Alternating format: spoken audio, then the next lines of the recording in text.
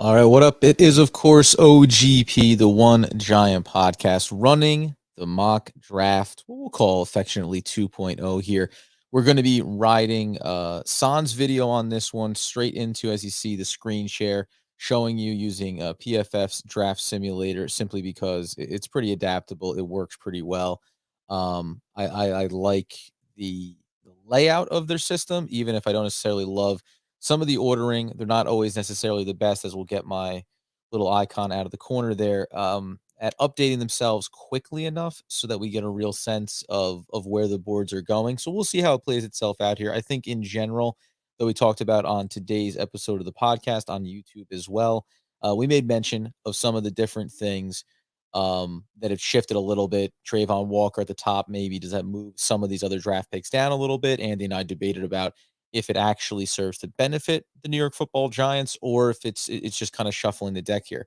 Already got, before we dive in on it, little comment up here. You want Rucker tight end, Evan Neal, and Sauce Gardner. I like it. Listen, we actually, Andy and I discussed about the offensive line at the top of the draft, some of the scenarios that could play out here.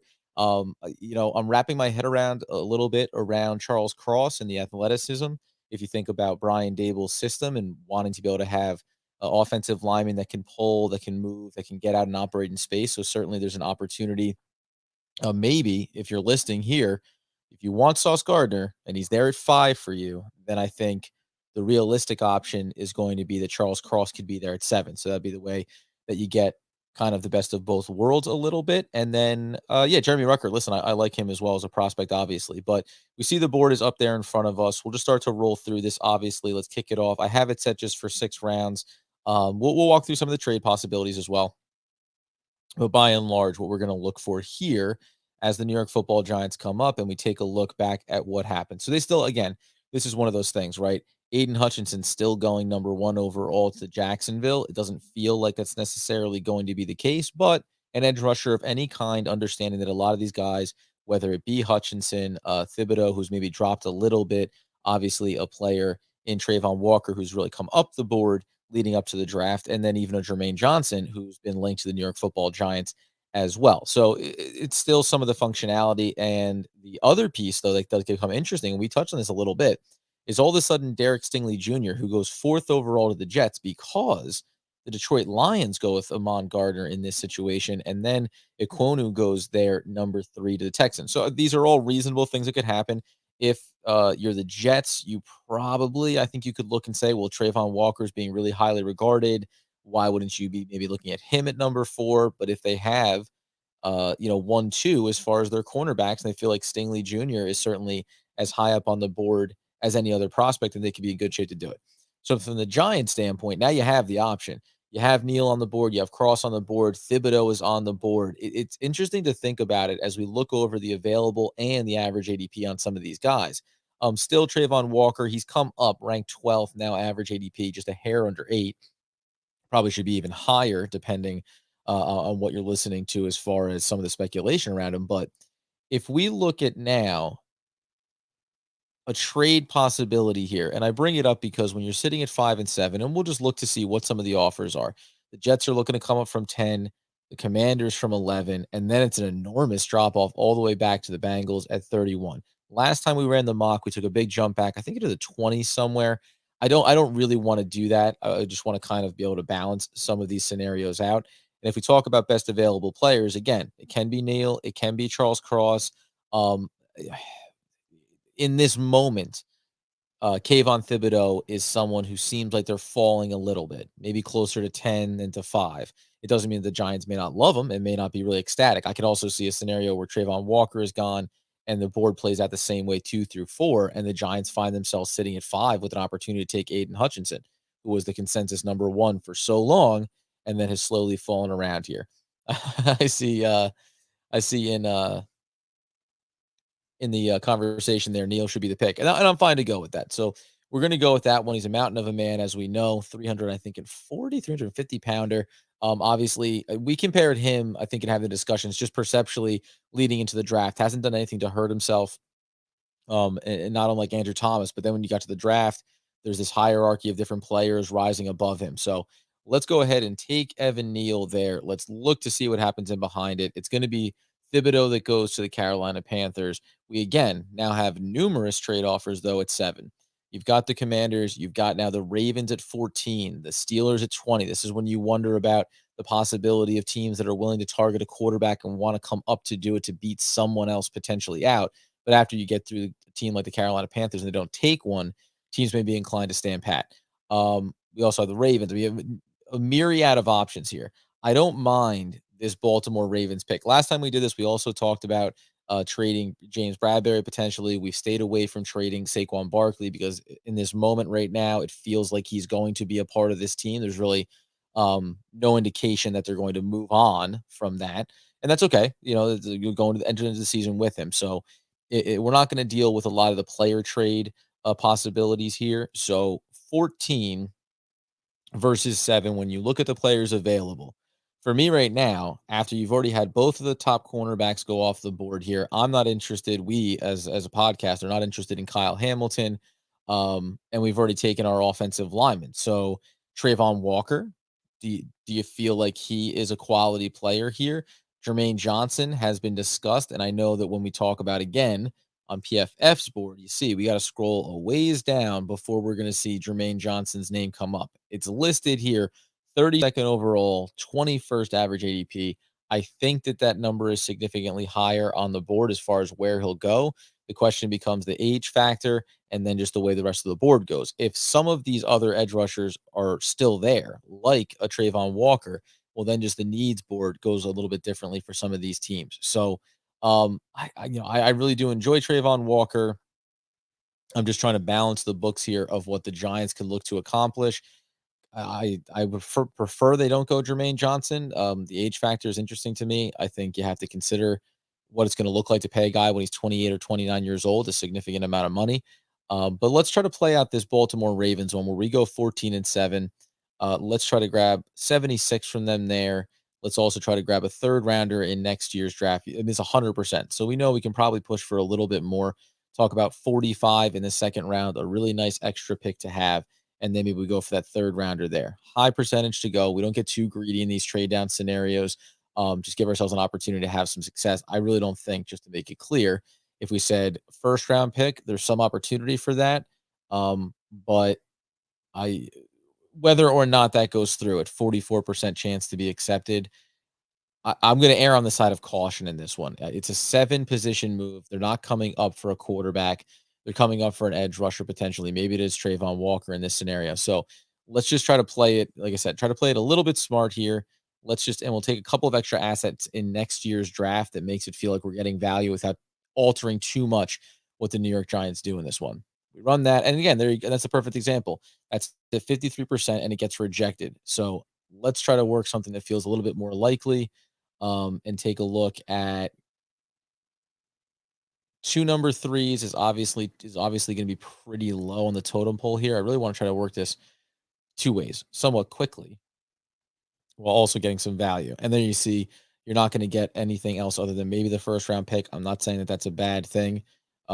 We can run this up the pole just for a first round pick in next year's draft. Also not going to happen. So let's go ahead and look at it as a 3 and a 4 next year plus 76 this year. It's a guarantee to go through. You can say it's a little bit low in terms of the value, but it gets us an extra pick in this year's draft and then more assets next year. And that's really the goal. You can push up how much more we're going to be able to accomplish here. But let's see what we can get done. Okay. So made that move. And this is again, we've talked about this scenario before. I like this a lot. You make the trade down. You've already gotten the offensive lineman, and now a player like Devin Lloyd is staring you in the face at 14. You've gotten an extra asset in the middle there at 76 in between your 67 and 81st. You're going to have multiple third round options there, which is fantastic. To fill another need on the board. And again, Devin Lloyd is as good of a plug and play sideline to sideline, old school, everything that the Giants have lacked at the linebacker spot. You have so many question marks there, whether from young players, you don't know if they can check those boxes, or from a player like Blake Martinez, who's coming back off injury, not going to be a part of the long-term future of the New York Football Giants. Let's just move right through it. I'm automatically taking Devin Lloyd there. That's a part of the trade down value that I like about working something like this. As we work our way through here, the back end of the first round, as we see, up and through the second round. We'll take a brief pause just to take a look at where things have gone, getting a little bit tighter over here. Back into the first round, guys that we like, guys that we'd be interested in. Ed Bikiti out of Penn State. He goes 29 to Kansas City. Draxton Hill, big prospect hype there from Justin Pennick, who was on the show last week. He's going to convert. Listed as cornerback, likely to be playing safety, but obviously has experience in down at the slot and coverage. He goes the back end there. Sky Moore, Andy Makowitz, big target at 36 potentially if you're going to go wide receiver. And then you talk about Kenyan Green there, the guard going 33, just narrowly out of our reach there. I came up a little bit higher just to show you. Trevor Penning goes to Dallas. Zion Johnson goes to the Buffalo Bills. So a lot of those offensive linemen we like are gone. I like as well a guy like Treylon Burks. I think that's a real fall there for him to see him come up on the board there. But if we're talking about who's available and also what we've accomplished, we've taken the offensive lineman, we've taken the linebacker. Now we're talking about trying to add either edge rusher has to be on the board here, cornerback has to be on the board here. And then obviously we're going to be working that best players available scenario. Brisker has been someone that I've really liked at safety. I'd like to pause just one time, just one round, push the pause button on that position need. And then a guy that's been falling. You see, ranked 47th now. Boye Mafa out of Minnesota. He was much higher on a lot of boards. Still, the ADP is high, but he's fallen down a little bit. You can also obviously think about a player like Josh Pashal out of Kentucky. And if we're just going up here and running the quick scenario of talk about interior offensive linemen, these are the guys that are going to be out there. The two that we talked about before, Parham, Cole Strange, really like both of them. Both of those guys are guards, could be centers at the next level. And you see the average ADP 77 and 83. So with that extra pick that we got from trading back with Baltimore, you feel like there's a real opportunity to add some value there before you get down to the back end of it.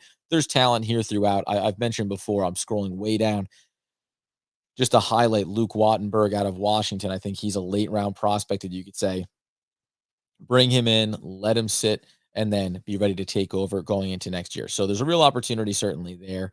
And we can push, I personally think you can push the pause button here. Coming up at 36 again and seeing a guy like Travis Jones, and we'll pull up his, just to pull up his write up here for you, 6'4", 325. Right now, remember, right alongside of him, we had a great fan who came in on the comments the other day and mentioned when we talk about, and I like looking for another trade back scenario here. When we talk about the New York Giants and having a player like Dexter Lawrence who was moved to the outside in the 3-4, but he could kick back in and play nose. Some level of versatility here about who you could draft and where you would want to use them. As we say, 6'5", listed 325, but already 333. Probably going to be playing a little bit bigger there. 21 run stops in the season. So there's a lot to like about a player like this. I hesitate to take him here just because you feel like there's going to be a lot of other value. Maybe it's a George Pickens wide receiver, depending on what will go on with the returning now Kadarius Toney back in the lineup and in the rotation here. Any trade options that we're talking about? Chicago is interested. The Atlanta Falcons are interested. I'm not going to get too crazy as far as multiple trade back opportunities. So if we're living with what we see on the board here, I start to look at those edge rushers. Maffa certainly has fallen a little bit, but I do like him a lot. And I'm just taking a look here. And actually, realistically, this right here is who I'd be taking. If David Ajabo falls because of the injury, he is a mid-20s prospect. This is the equivalent of Azeez Ojulari last year, being in the draft, trading back at the top of the second, and then still being able to get electric value. Had to scroll down here just to catch that he was available here. I like him. I'm taking him at 36. We're moving on. So now we've gone ahead and we've given ourselves not only our offensive lineman, we've also given us our stud sideline to sideline linebacker there in the trade back scenario, picked up the extra pick, and then top of the second round, we go ahead and grab a falling player based on injury, but is going to get healthy, going to be on the field, and going to have a lot of opportunity to be successful for the New York Football Giants. As we come up now at 67, we'll have 76 and 81 back to back here. Just running down a couple of key guys, taking a look. Abraham Lucas, he's a nice offensive lineman, obviously. John Mechie, the third, goes 58 there. Other players, just guys that, were on our radar, would be a guy like Chad Muma, 65 to the Jaguars. If we hadn't traded back and picked up a linebacker already, he would definitely be someone that I'd be looking at taking here. if he were to still fall. Nick Cross available there at safety. We like that. We still need the cornerback. I really love Cam Taylor Britt. Again, because we have multiple picks here, even though I like inside offensive linemen and would like to add another piece here, I feel pretty darn good about being able to add that talent while still getting another position in need. And cornerback has to kind of take a little bit of the hierarchy here. If we pull up, just to be clear, around the cornerback position, and some of the depth that's going to be there. I like Cam Taylor Britt, Marcus Jones, very small, very fast, great special teams player. If you go down a little bit deeper, I've mentioned Martin Emerson a number of times before. I do like him. The question between, is it safety, is it cornerback? What is that going to look like? But Cam Taylor Britt, excuse me, out of Nebraska, same type of mold. You see the average ADP. 85 is his average ADP, whereas Emerson is going 72nd. And I'm trying to take a look here, just to make sure one other player that has to have gone here previously. So if I go ahead and close this out, I just want to see where the one other cornerback prospect that we were talking about along the way, how high did he end up going? Maybe he actually still is on the board and I did not notice him. I'm going to assume he had to have been. So as you saw Kyler Gordon, we know that he'd be someone you could take at 36 certainly and not look back. We're making a bit of a choice here to hold off at least one opportunity, moving back slightly. And let me just pull up cornerback one more time here because I feel like I must have not seen. They're not showing him up here. He has to have gone somewhere earlier. We'll take a look on the back end of this. I don't want to slow us down too much here. Or he's been switched over to safety in this mock draft as well, which would take him off our board from that prospect. So we'll keep him off. Woolen is the player that we're thinking about. Big, long, and rangy. But here we are, right? Linebacker, edge rusher, wide receiver. You see Nick Cross there. I do like him a lot. He's a very thumper type of player here. And then you can certainly even look at one of these players as well. But my risk reward here is about, if I like Cam Taylor Britt, I know it says 85. You see the rank of 65, may not be there at 76. I'm guaranteed that Parham, or if you go back a little bit further, a player like Cole Strange is going to be there most likely at 76 for me. So I'm comfortable to wait on that. I don't necessarily want to risk whatever I could lose out on here, potentially at the cornerback position. So we're going to go ahead and Martin Emerson is another guy that I really like. But let's go with the higher ranked prospect, Cam Taylor Britt out of Nebraska. We're going to bring in our cornerback. So we've gone 3 out of our 4 picks have been on the defensive side of the ball. It means that we want to get more offensively weighted as we move our way through the draft. And there we go, right at 76. Like Dylan Parham a lot. You can even go down a little bit further and say that Cole Strange is your guy, 83.6 and rising. He's going to be closer to a 75 kind of range here as opposed to being in the 80s, I think, depending on how the boards go.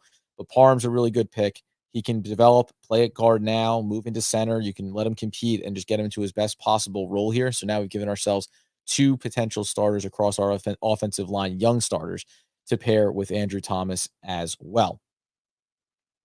I know, listen, and I'm touching in here. I know Maffa. I get it. I like him a lot. He's going to be a falling prospect here.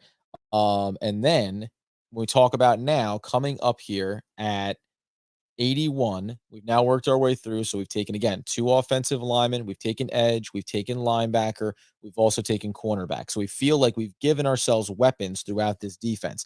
Now we can stay a little bit more offensively focused if we want. I'm going to push the pause button on safety. I think there's going to be a lot of options there a little bit later in the draft when we get closer to 147, 173. If we're looking now at the possibility of wide receiver, I'm also going to add in tight end to this mix here because I think you have a lot of options at both positions that could be value buys. Okay. If you told me that Alex Pierce has fallen here, I'm 100% taking him at 81. I've already said that I really like this player. When we talk about some of the tight end prospects, I don't care about Jelani Woods. He can be good. Maybe I'll eat a little bit of crow, but I think he's a little bit further away from developing. And remember, the Giants added Akins as well from the Houston Texans. We've added 2 pass catching tight ends. So now guys like Jeremy Ruckert are important players to look at here because they can bring some blocking there. Cade Otton is the other one from a blocking tight end perspective that I'd be happy with as well. For that reason, and because when I dial this up here, Alec Pierce has fallen, I'm immediately jumping the gun and going for Alex Pierce here. It also means, just to, as you're in on the chat there, I'm coming right back around for tight end. So you don't have to worry about if we're going to see that value there at the tight end position. K. Dotton should be available. Hopefully, I'm not eating my words here and seeing him go. And if it looks like we come back up here, did I catch it? There goes Ruckert. He went top of the fourth round, 106. So again, it's worth waiting and seeing the possibility that he goes, understanding that you're going to be able to maybe look down here a little bit deeper. Although maybe let's take a look here. Oh no, we know for sure that we're going to get it. All the way down here is K. Dotton. So very comfortable taking Kate Otten. We're still going to do another check, though, because you drafted two tight ends. I have to believe that the Giants would theoretically, knowing that they only, in the Brian Dable system, very rarely are you running the two tight end sets, if at all. And a lot of times you're working the tight end off the line of scrimmage. So I get the value. I like the blocking tight end, but we have to be at least true to the board here. Look at edge rusher, look at wide receivers. We're seeing another wide receiver in Romeo Dobbs. Obviously, getting Pierce was really good, so we don't have to think about that right now. James Mitchell is going to be there as well. Number of safeties that could be up on the board. Dane Belton out of Iowa is one maybe to keep an eye on a little bit there. I'm not willing to go again. We assume that Saquon Barkley is going to be a part of this team, so I'm not going near that. One guy I will say, ranked 131, average ADP. We're going to go ahead and bring this up here. We've mentioned him, I think, once before. He would have been, as you see, top 50 on the board if it weren't for the spinal fusion surgery, which kept him sidelined his rookie season, right? He ticks all the boxes, 6'3", 239, linebacker. You love it. And only a 7% missed tackle rate for his college career. Is 112 the right time to take him here? Too high to take him? It's just I'm making a note of it. I'm going to stay away from him in this mock draft, but I'm noting it because there is going to come a point when this player's value is going to meet where you are in the draft. So let's say it was 147. You would love to take a flyer on a guy that obviously is coming back from an injury, but if he gets back on the field and can be healthy for you, it's going to give you tremendous upside. Other players that we're looking at, though, 112 is a little bit ambiguous here. Maybe we will end up pulling the trigger on the potentially on the tight end here. The other player is this right here. Ozuriki, we've talked about him before, out of Iowa State. I think the last time that I did a mock draft, you were getting him at 182, and he was still miles back, another 15, 20 picks back. Now, you see the rank of 145, you see the ADP of 154. I'm not even 100% sure that he doesn't go closer to 130 than to 147. I am somewhat tempted to look at him right now and think about the hierarchy of, again, because if we come all the way back up, we went a long ways down there. We know some things we're not interested, offensive line at this point of the draft. But if I come back down and I bring up the edge rusher, and I know that we've taken one already in this draft, it's understood. But if you know his measurables, which are 319, 6'5", 6'6", this is a guy that's going to, you see edge, this is defensive line in the 3-4. He's going to be able to play any number of those positions depending on how he bulks up as well. He's only the third guy listed here. You're talking about, again, falling talent in Dominique Robinson, not a guy that I'm necessarily interested in. I'm not against D'Angelo Malone. I'll just pull him up quickly here. You see edge rusher 243, 6'4". As we say, he's an edge rusher, sub-package player. You can certainly like him rotationally, and 110 might be the right value time, 112, excuse me, where value gets in there because you're talking about being ranked 89th and an average ADP of 103. But obviously, he's going to play on the outside. He's going to be standing up. He's going to be an Azeez Ojulari, and you're going to be rotating him through. Maybe I can convince myself that that would be a nice pick here at this stage of the draft out of Western Kentucky, given that when we clear the board, bring it back to neutral, where are we going? He's the third best player on the board. That's a Dominic Robinson, excuse me. Fifth best is going to be Malone. Where else are we looking? Another wide receiver, another offensive lineman, tight end. I know tight end is there. I get it. And then safety would be the other big one for me if we're taking a look, but I have a couple of prospects that I like in the later rounds. So 147, 173, and 182 is probably going to be some combination of safety, tight end, and then an additional weapon. So I'm actually going to go ahead and I have not gone with D'Angelo Malone in previous mock drafts. I'm going to go ahead and utilize him here. And now just if you think about it, what have we done so far? We've improved and added 2 starting offensive linemen. We've went ahead and improved and given ourselves another weapon in Pierce. So the offensive side of the ball has still gotten more talent on it. But defensively, we've given ourselves an outside pure edge rusher. We've given ourselves a man to put across in behind them at the linebacker spot to lead this team for the next decade plus in Lloyd at the top of the draft following the trade down. And now we've added, even though he's a pure pass rusher, sub package guy, you need these players inside of that group. So you've given yourself a lot of speed and a lot of weapons. We know that we got our cornerback as well in Taylor Britt. So we've checked a lot of the boxes. Now, the last couple of things that we're talking about, and guess what? Right there, right? Damon Clark. This would be a spot where, depending on how things had gone earlier, if you didn't make the trade back, if you didn't have Lloyd, I think taking a flyer on a player like that would make a lot of sense. I'm not willing. And then you see Owazariki did make it. He's about 10 back here at the board. I'm not worried about taking a running back in this draft class. I believe in Matt Breida, especially behind Saquon Barkley. So that takes that need off the board as well. Okonkwo has been someone that's been mocked to the New York Football Giants a couple of times. Neil Farrell, older, not unlike Jermaine Johnson, going to be old coming out of college, but certainly very talented.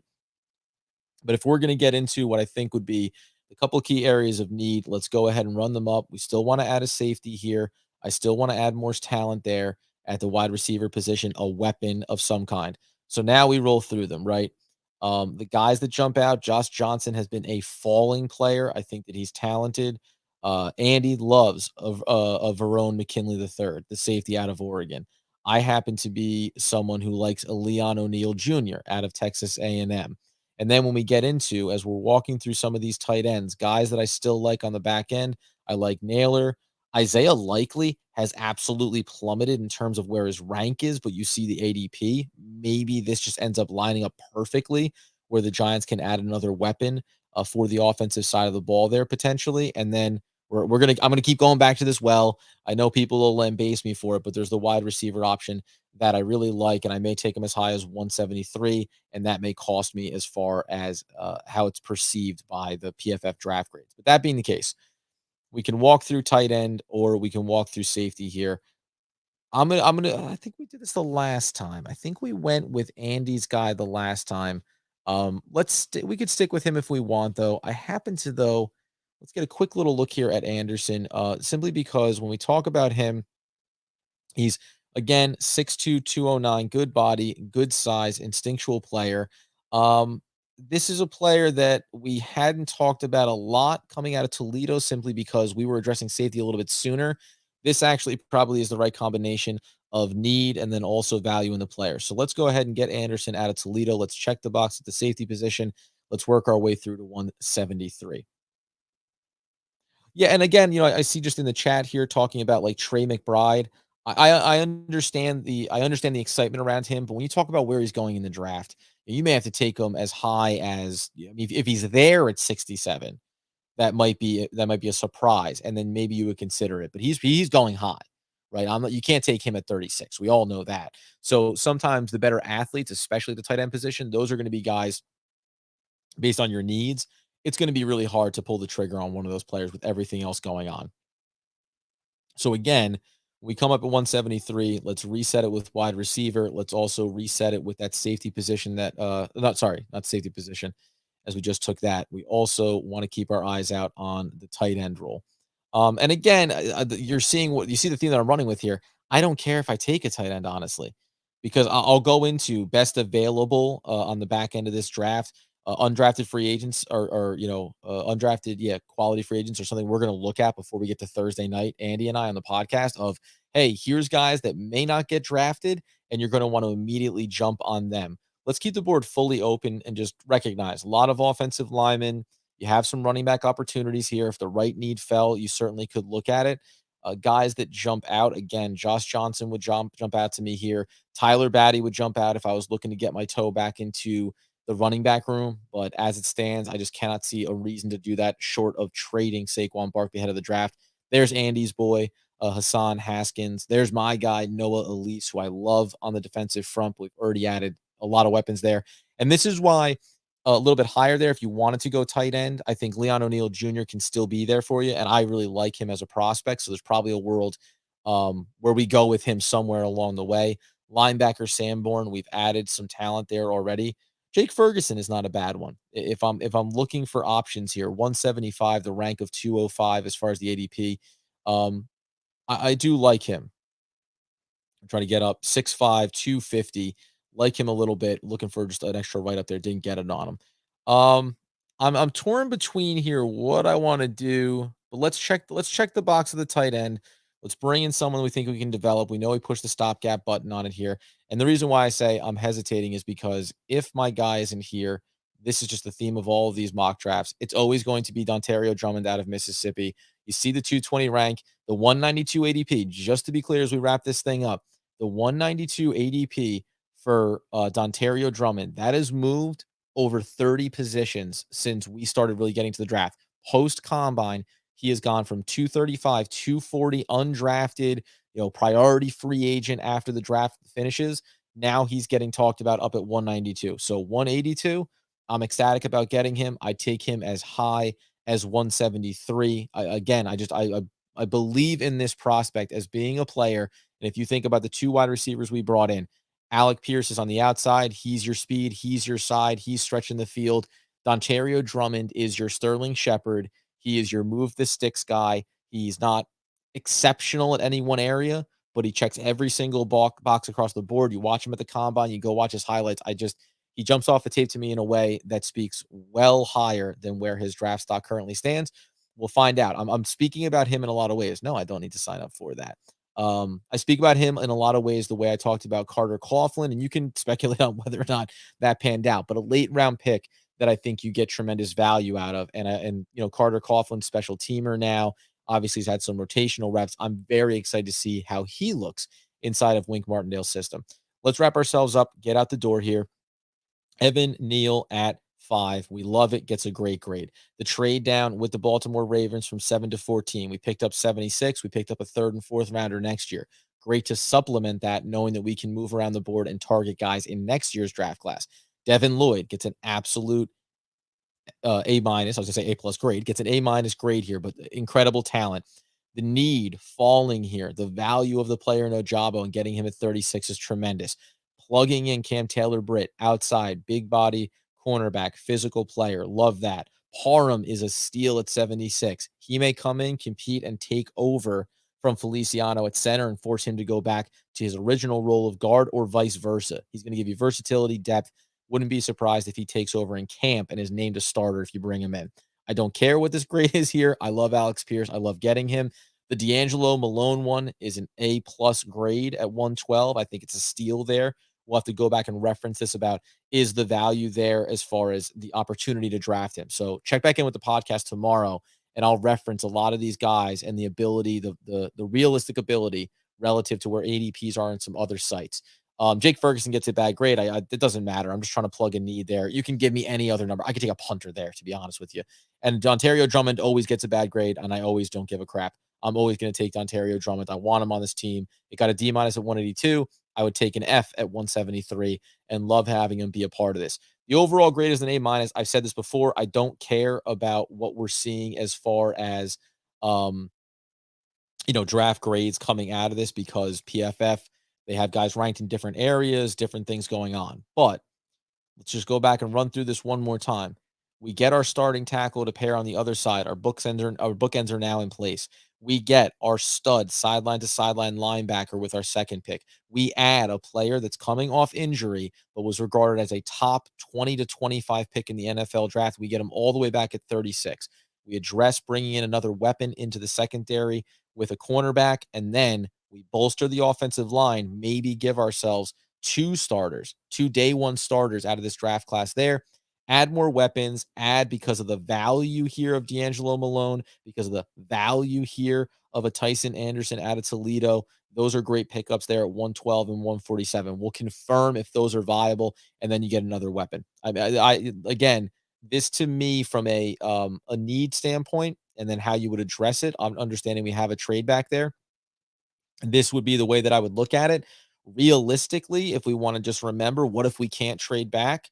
Okay, then you're going to be taking an edge rusher probably up high there if the cornerbacks are gone at 7, at which point you would turn back around. You would elevate a Kyler Gordon to the 36th pick, obviously, and then you would be saying, we can look at guard or we can look at a linebacker. We've mentioned Chenal before. We've mentioned Tyndall out of Georgia before. So something still in that 36, 67, and then will be 81 range. You'll still end up getting some amalgamation of the same pieces, but this is why the trade down can be so critical. It gives you a real opportunity to plug not only an extra need this year and not only a stud this year when we see about what we accomplished with Lloyd, but next year's draft. When you have an extra third and fourth round pick, that means you can pair it with your second rounder, take a 2 and a 3, move up higher in the second round, wherever you are. Make sure you go and target that guy. Maybe you want to get into the back end of the first round next year and secure one more piece on the offensive line. It just gives you so much flexibility. Or even if you end up staying at home, just means that you can continue to fill needs what this team is going to need to do. That being the case, I apologize for no video, although you may be thankful that you don't have to take a look at my ugly mug along the way here. That is going to be the draft class that we come away with in our second mock draft. We'll do another one tomorrow. We'll do another one on Wednesday. We'll leave it. And then on Thursday, Andy and I will maybe walk through it simultaneously or trade pick for pick, but we're going to do our final predictions and also what we'd like to see, right? There's what we would like the Giants to do and then what we think they would do. So that'll be out early on Thursday, and then we'll be doing our live coverage in behind it. I'll be in, I don't know what time we'll kick it off at. Probably a good 30 minutes before the draft comes online. There'll be things to talk about, updates around players, predictions, etc. And then we'll just get into it because it won't take long to get to pick 5 and see what the Giants do there. And then just moments later, it'll be pick number 7, and away we'll go. Hopefully, there's some action here because it really helps with the excitement. We know the trade downs that the Giants did last year. That just kind of stretched out the first round frenzy and making us really sit on the edge of our seats and see what could happen. But if it's me, and I'll do probably, you know what, at some point, check over on social media. If you don't follow us on Twitter, get in there. We have a small following over there. Help us out. I said before, subscribe, like the channel. We really, really just cannot say enough how much we appreciate it. Go get the podcast, but give us a follow over on Twitter. I'll put up side by side the 2 mock draft versions that I've done now here on YouTube and how they shake out relative. Both involve the trade down, both involve trying to fill out some needs later in the draft as well. So we'll go ahead and mark those down. We'll be back in again tomorrow, as we say, breaking it down, updating it. Today on the podcast, we talked about top of the draft and where some of these player evaluations and what Vegas is saying could happen at the top of the draft could impact the New York Football Giants. So go check out that episode. As always, man, just appreciate everyone coming in. We're back again tomorrow. And as Andy would always let you know, Andy would need it. Andy would demand it, frankly, if you're a listener to the show. And that would be, of course, to say, let's go Big Blue.